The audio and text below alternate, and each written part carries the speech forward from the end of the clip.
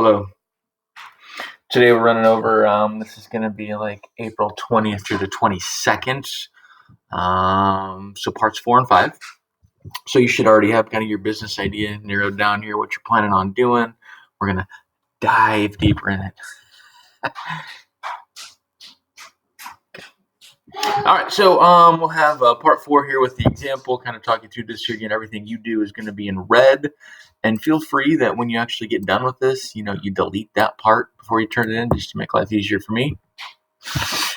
So target market, this is all about kind of identifying who you're trying to sell your product or service to.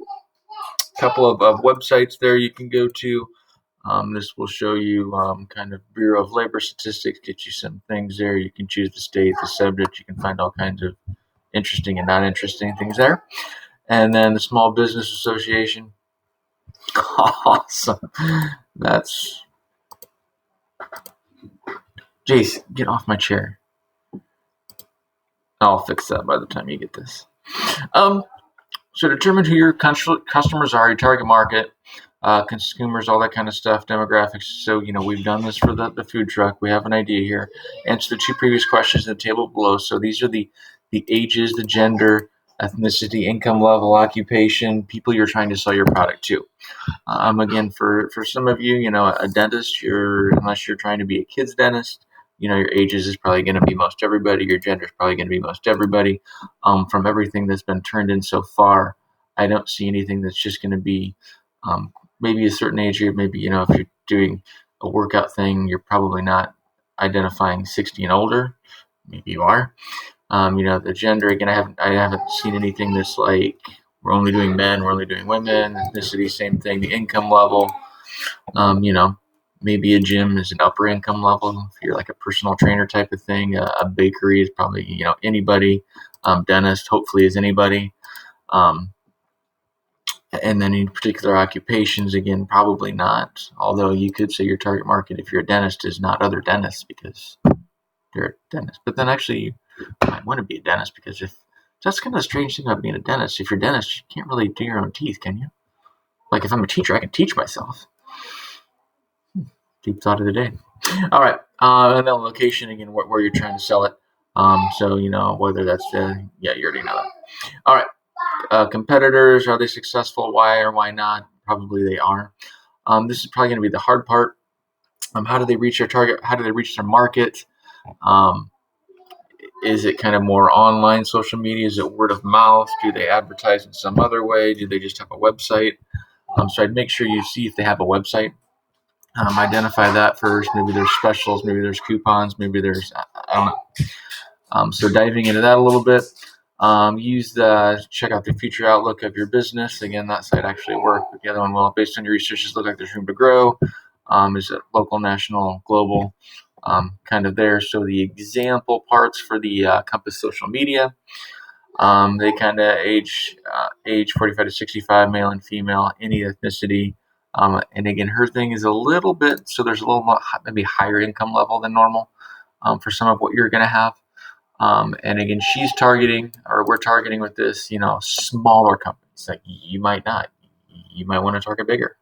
Ann Arbor, competitors right there, and then we kind of have why they're successful, what they do well, and how they're different from other people, and then how that's going to impact what you're going to do differently than them to differentiate yourself.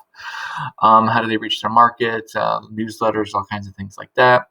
Outlook of the industry, again, that's just reading that, kind of documenting that. Growing a percentage, new jobs.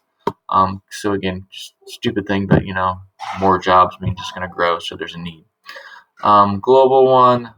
Even if your business is global, based on what you find, probably what we're going to start out with here is more local. So that's part 4. And then part 5, business structure. Again, this will be very, very, very simple.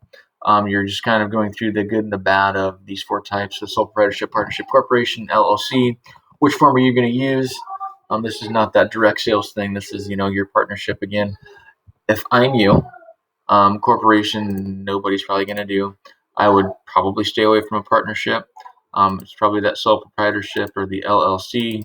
Probably start out, most of you, as a sole proprietorship until you get somewhat I guess, successful or making money off of it, and then rotate it into an LLC.